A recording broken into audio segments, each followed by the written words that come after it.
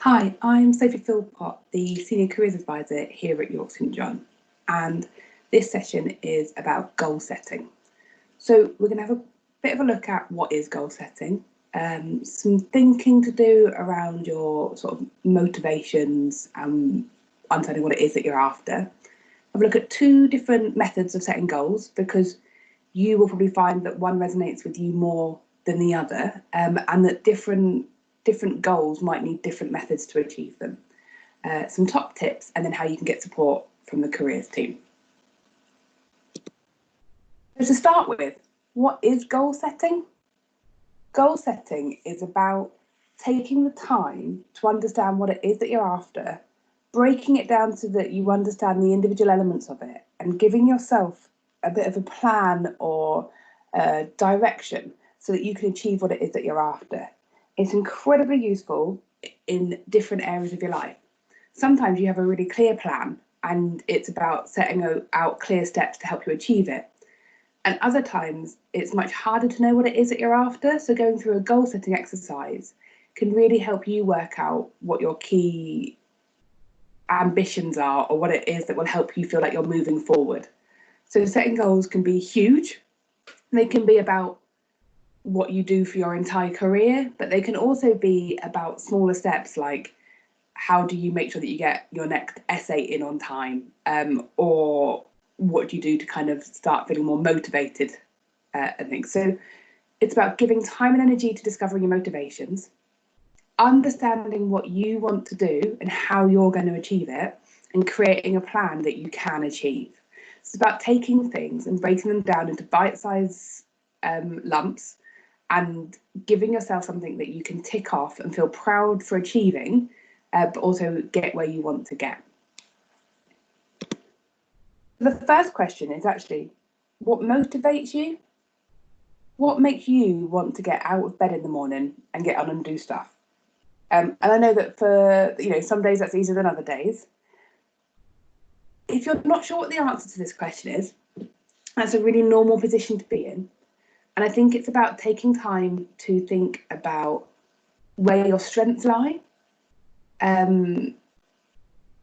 Your strengths tend to be something that you're willing to do. So if you are excited about getting involved in something, or if you find that you can do something without putting huge amounts of energy into getting the motivation to do it, that's probably one of your strengths. A good tip to finding a strength is to talk to other people about your strengths and weaknesses. We quite naturally, when we're talking about things that are our strengths, talk with energy, and the words are easy to find, and you can form kind of quite long, full sentences about it. When you're talking about things that maybe fall into your to be developed category of skills, we're much more likely to be finding it harder to find words, talking in shorter sentences and with much less detail. So that's quite a good exercise to kind of understand where your strengths lie. With motivations, think about what sort of feeling is it that you're after when you've completed something. Do you want to feel like you've been useful to somebody? Are you somebody that's a great problem solver and you just want that really satisfying feeling of having solved some problems, whatever they are? Are you wanting to earn lots of money? Maybe you're somebody that wants to work in a way that influences others and changes the behaviours of other people. There's lots of different things that you can want, and they're all really human and really normal, but you understanding your own is really important. Another good tip is to think about what your values are. What's really important to you? What is it that makes you think that somebody else has done a good job, as well as what makes you think that you've done a good job? Is it about integrity and honesty, or inclusivity, or lots of sort of being able to do a really good job and communicate it with others? There's lots of different things that can count as values, and it's about working out what's really important to you about yours. And all of this leads on to my next question, which is, what does success look like to you? The fact that your version of success will look different to somebody else's is great news, because it means that you can concentrate on what works for you. How will you know when you've been successful? Can you write that down? Can you articulate it in a way that means that you'll know when you've reached what you want to reach? It doesn't have to be about the rest of your life. It can be about what you want to do in the next week or about what you want to achieve today. But what does success look like to you? And if you understand what success looks like to you and you know what it is that you're after and what motivates you, you can start identifying what will help you get there. One method of creating goals is when you identify something that will help you get where you want to go, is to turn it into a SMART goal. So this is thinking about something that will help you achieve what you want to do and breaking it down into a set of actions that are specific, measurable, achievable, relevant, and time-bound. The thought behind this is that if you break it down into these areas, then you understand what you've got to do by when, and then you can go out and actually achieve it. So it's not about setting goals that sound great and snazzy and are really huge and then failing to achieve them. It's the opposite of that. It's about being really pragmatic and really realistic, but also pushing yourself to grow. So the specificness of them is about picking something where you can articulate what it is that you're trying to do, and then you'll know whether you've done it or not. And that's where the measurable element comes into it. How will you know that you can put a tick next to it or draw a line through it when you can take it off your to-do list? So it's not about having something like, oh, I want to get a good job when I finish my degree. I should probably get some work experience. Okay, that's a goal. It's about, that's really easy to wiggle out of or to forget about. So it's about having something that's more specific and where you know whether you've achieved it or not. The achievable section is about that realisticness. It's not, I want to get 20 hours worth of work experience alongside my degree every week. That's just not going to work for most people. That's going to be too much. So it's about thinking about what's achievable. Make sure that it's relevant. Make sure that what you're trying to do fits in with your longer term goals. It's not just about throwing something out there and hoping that it works for you. It's about breaking it down and making sure that it's relevant. And then putting a deadline on it, making it time bound. Working it out, maybe from deadlines that are set by external people or from you and about what you want. When do you need to get this done by so that you feel like you've made the progress that you want?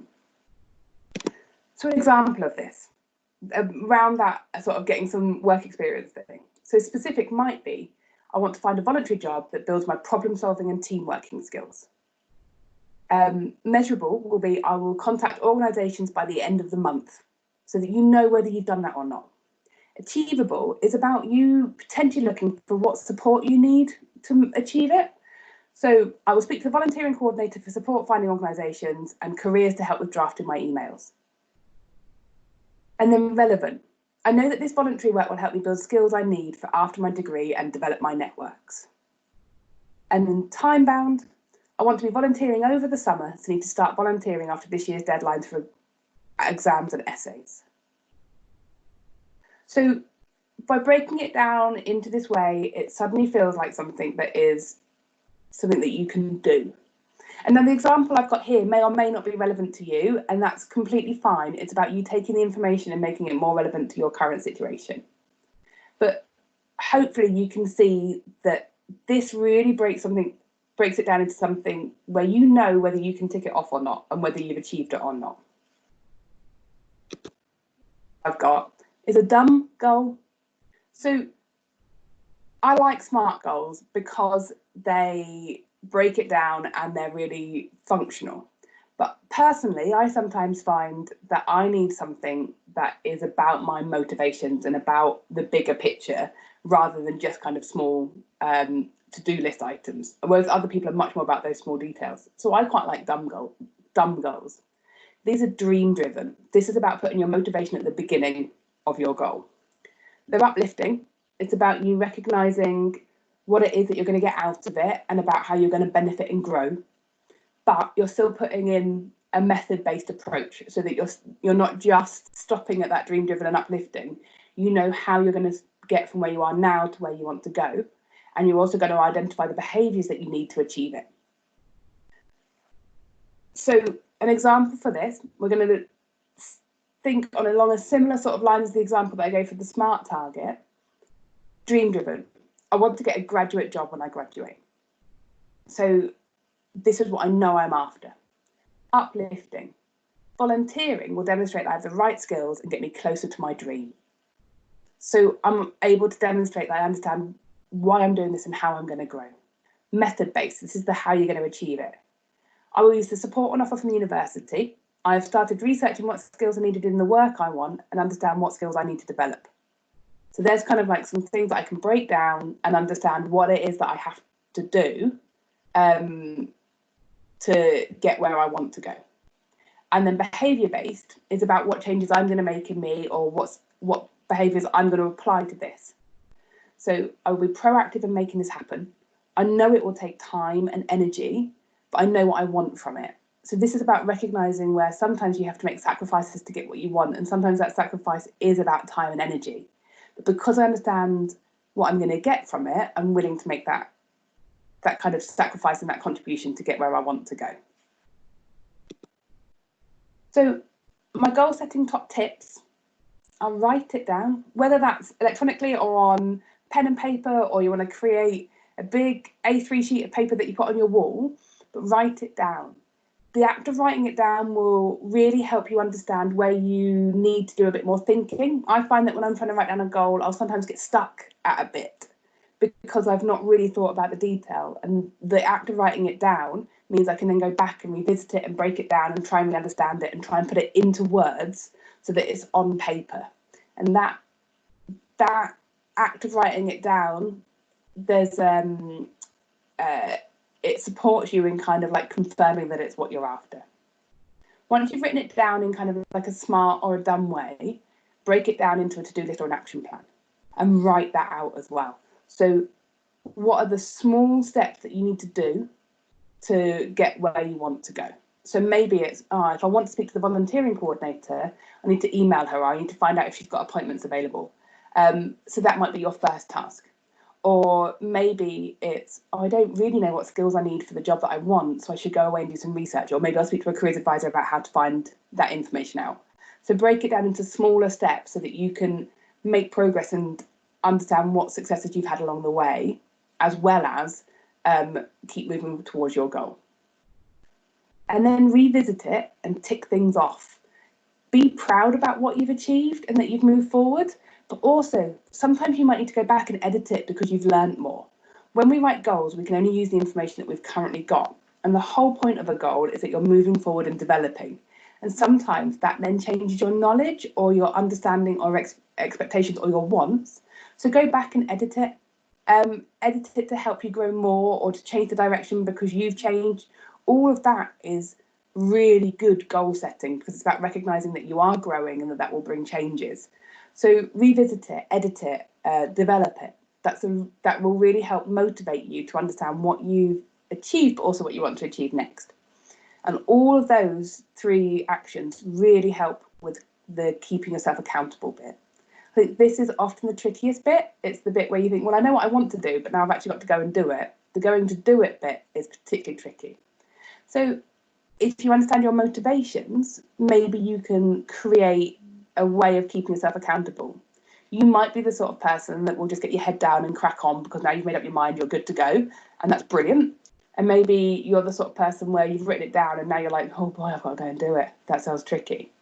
That's also fine because that's really human. So what you might want to do is think about, okay, if I can do the first three things on my to-do list, what I might do next is give myself an hour of playing my favourite computer game or an hour of sitting in the garden or something where you're like, okay, I've done some stuff, I need to give myself a bit of a reward to help keep myself accountable and move forward.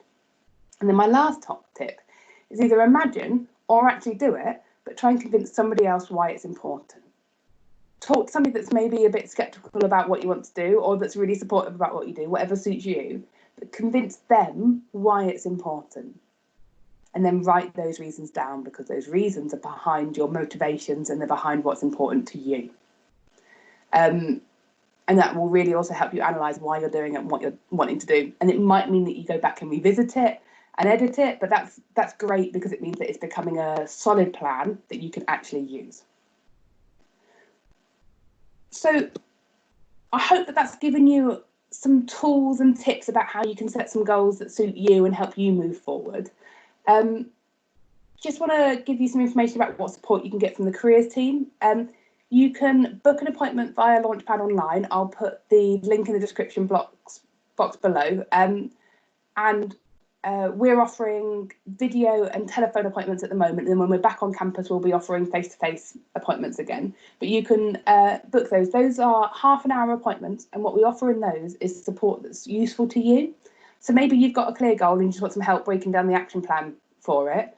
Or maybe you've listened to this and you thought, I have no idea what I want to do. You can come and have a talk to us, and we can ask you questions that hopefully help give you some information or some support and some advice and guidance about where you might want to go next. We can give support with reading over applications, interview prep, sort of all-round kind of support about careers thinking, but also the actions that you need to take. And you can also email careers@yorksj.ac.uk. We can answer questions over email, and we can also give, though sometimes if we're answering questions, we'll suggest an appointment as well, but you can always try it. And then we can also give application and CV feedback via email. So if you've got a CV you want us to read over, or if you're applying for a job or an opportunity, we can give you e-guidance as well. So thanks very much for listening, and hopefully we'll see you soon.